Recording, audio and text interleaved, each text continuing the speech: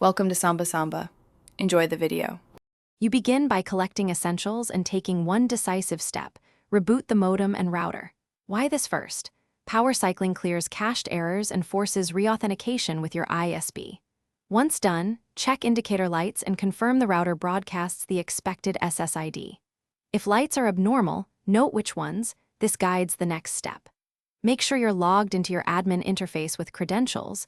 You'll need them to check signal channels, DHCP status, and firmware before changing settings further. You now diagnose signal and configuration. Measure speeds and signal strength at different spots to map dead zones.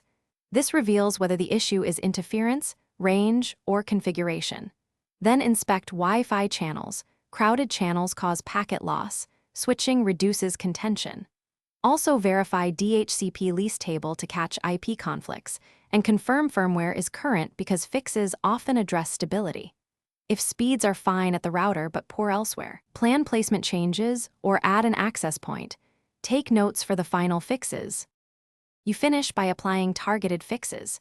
Reposition the router to a central, elevated location and remove nearby interference sources like microwaves and baby monitors.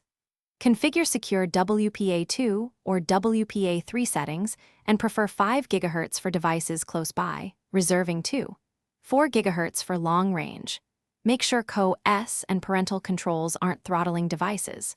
If problems persist, do a factory reset and reconfigure from scratch. This eliminates hidden misconfigurations. Troubleshooting tip: if reset fails, swap the router with a known good unit or call ISB with your diagnostic notes. Thanks for watching. Consider subscribing if we helped you.